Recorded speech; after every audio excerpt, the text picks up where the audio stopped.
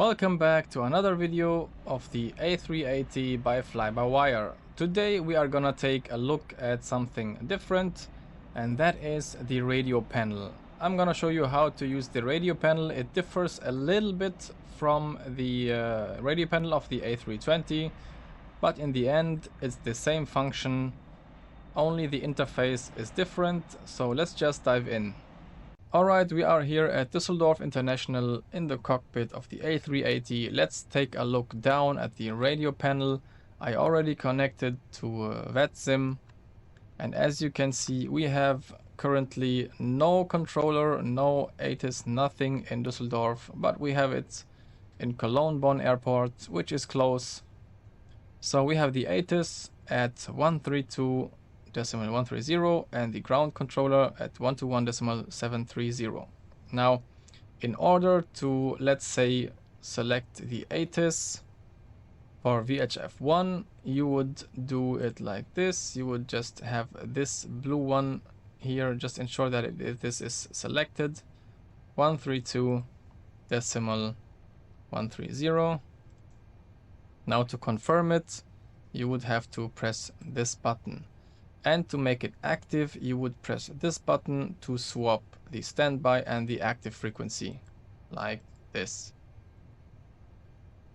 Now, in order to listen to it, normally you would have to click this button, but in the simulator, unfortunately, it's something else.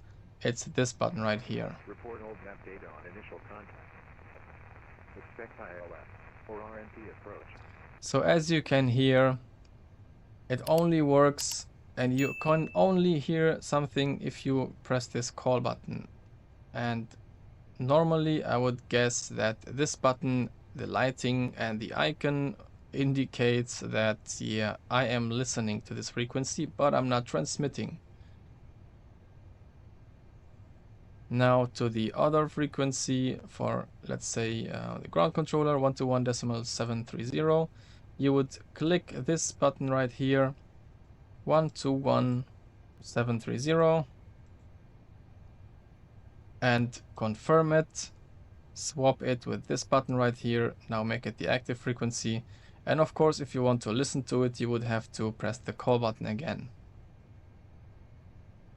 Maybe you wouldn't hear anything because there is no one requesting anything from the ground controller, but you can just ignore this loudspeaker deactivated icon, because like I said before, it's, I mean, if you take a look at this, this would indicate that the loudspeaker is turned off, but it's working, you know. I think it's a simulator issue, I would guess. Yeah, this is how you use the radio panel, the basic functionality. I don't think that you need anything else. You could, of course, select the HF frequency for transatlantic flights. I don't think that this is implemented. If I select, if I click the call button of the HF1, it says reception not selected. And if you want to select it, you would go to HF, obviously, but the page is not implemented yet, I would guess.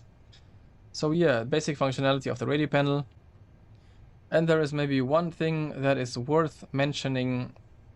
I'm not really sure about this, but I would guess it's logical that if you in real life turn this knob on and this one on, let's say, and your VHF1 you have, I don't know, the radar controller of some country or airspace set here, you would listen to that, and you would of course have the call button activated to transmit to it.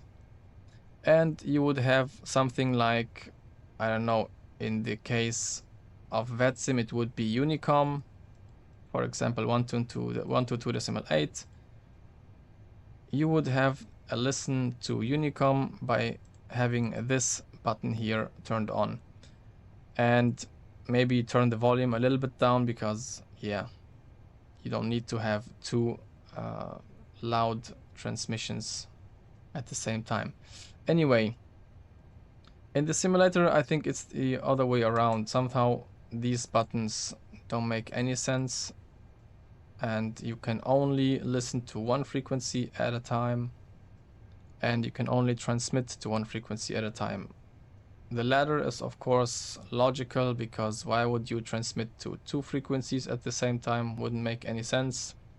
But at least listening to two frequencies should be working. It's not working. I think it's a simulator issue. Anyway, that's it for the VHF1 and VHF2. There's a bonus, and this is the VOR frequencies. So if we take a look at the VOR 1 and 2 that we have set up, or are set up automatically, Düsseldorf VOR at 115.15.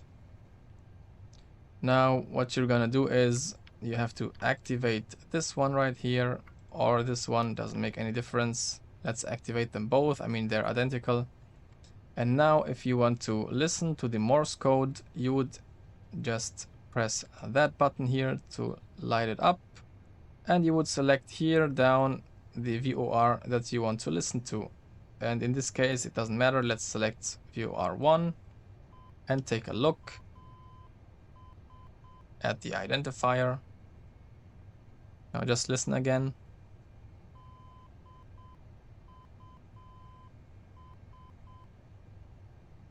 So like this, you know, it's a nice feature. I don't know if someone actually uses it in the simulator. I never used it, but it's nice to know.